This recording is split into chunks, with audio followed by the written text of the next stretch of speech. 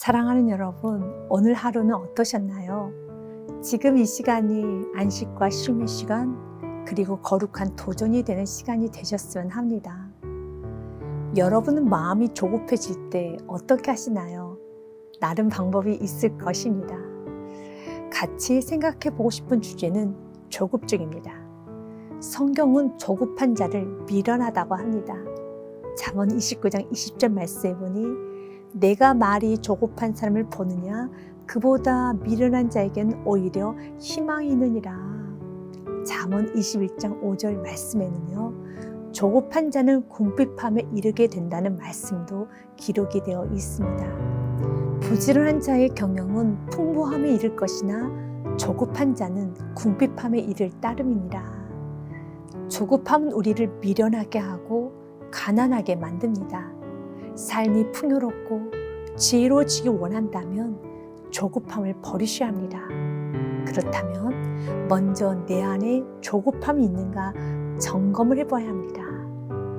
주의력 결핍 장애 ADHD라고 하죠.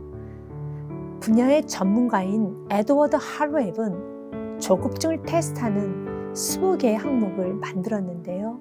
15개 이상이 된다면 주의력 결핍이 심한 조급증이 있다고 합니다. 여러분도 체크해 보시겠어요? 1번, 대화 중에도 문자를 주고받다 핀잔을 듣곤 한다. 2번, 바탕화면에 사용하지 않은 아이콘이 3개 이상이 있다. 3번, 윈도우 창을 평균 5개 이상 열어놓는다.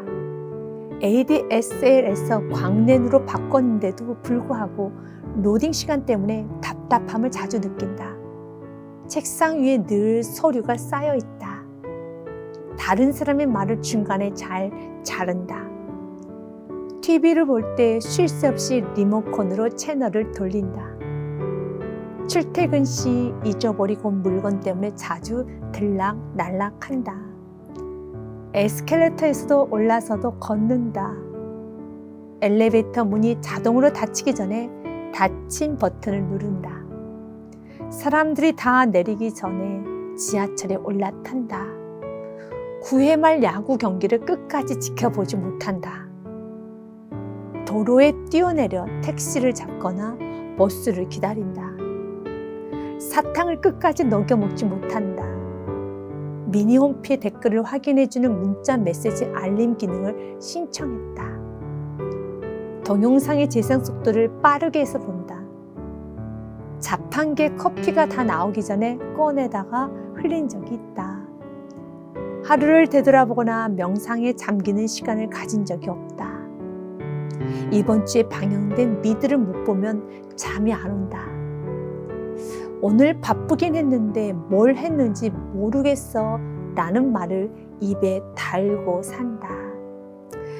4개 정도가 있으면 당신은 이미 한 가지 일에 충분한 집중력을 발휘해 가시적인 성과를 만들어내는 태도와 마음을 소유했다라고 볼 수 있습니다. 그러나 5개에서 9개 정도가 여러분이 적용이 된다라면 주의력 결핍 초기, 약간의 집중력만 기르면 당신의 인생은 더 활력이 넘치며 긍정적으로 개선될 것이다. 그러나 10개에서 14개가 되면 주의력 결핍 증가, 일과 인생에서 조금씩 삐걱거리며 주도권을 잃어가고 있다. 15개 이상이면 주의력 결핍 말기, 당신은 심한 조급증 때문에 어떠한 일에도 집중할 수가 없다.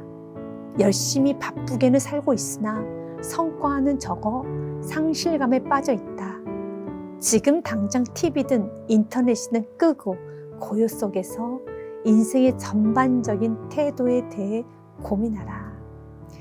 10개 이상이 된다면 심각하게 자신 안에 있는 조급함을 제거해야 하겠지요.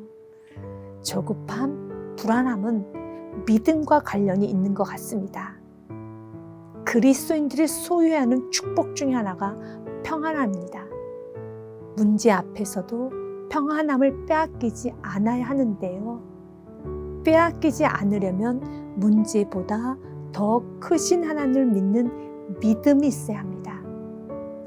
이스라엘 백성들은 이 부분에 있어서 실패를 하였지요.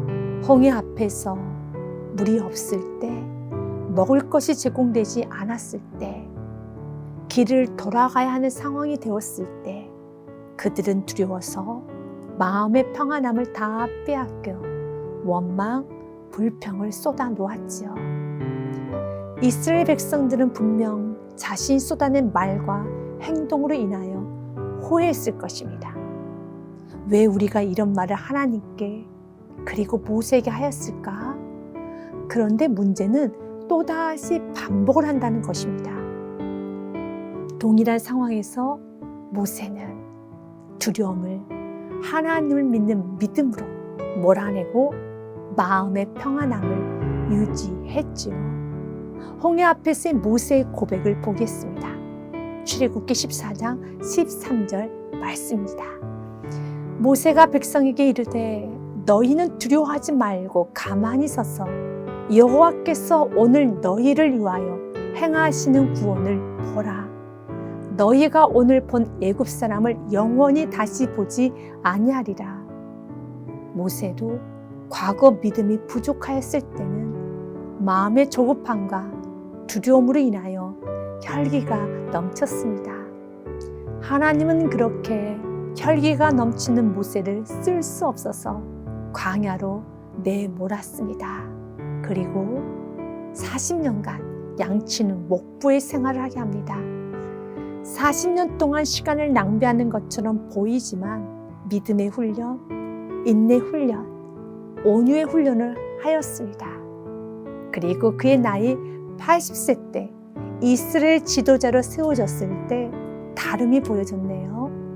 애굽의 바로왕 앞에서도 홍해와 갖가지의 문제 앞에서도 그리고 아우성하는 이스라엘 백성들 앞에서도 온유함을 보였습니다.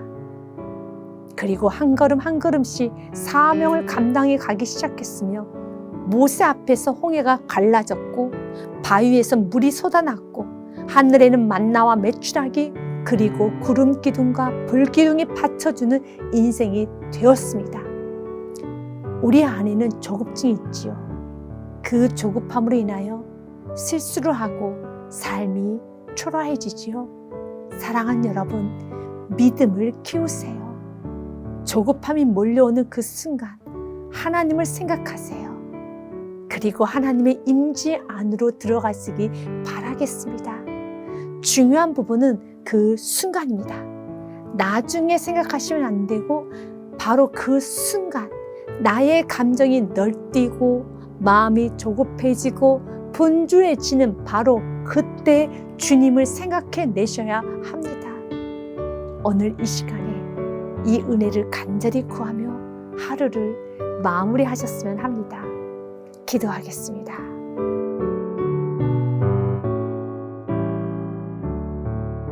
사랑의 하나님, 내 안에 조급한 마음이 많이 있습니다. 그래서 자주 실수를 하고 거친 말과 행동을 할 때가 있습니다. 이를 그르칠 때가 있습니다. 주님, 하나님을 믿는 믿음이 내 안에 충만하게 하옵소서. 문제 앞에서 흥분하며 원망, 불평하는 이스라엘 백성들의 모습이 아니라 모세와 같은 담대함과 마음의 여유를 가지고 문제를 하나씩 하나씩 해결해 갈 수 있는 은혜를 허락하여 주옵소서. 분명 성령님께서 그 순간 나의 생각과 마음 그리고 말과 행동을 붙잡아 주셨지만 외면하고 나의 의지대로 할 때가 있습니다. 주님, 용서하여 주시고 그 순간 다스림을 온전히 받을 수 있는 겸손함을 허락하여 주옵소서.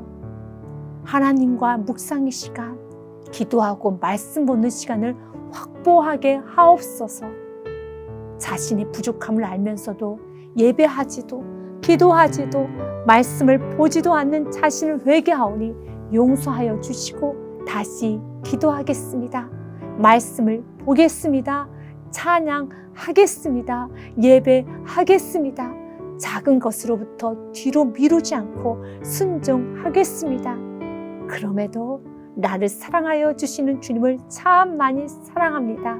감사드리며 예수 그리스도 이름으로 기도합니다. 아멘.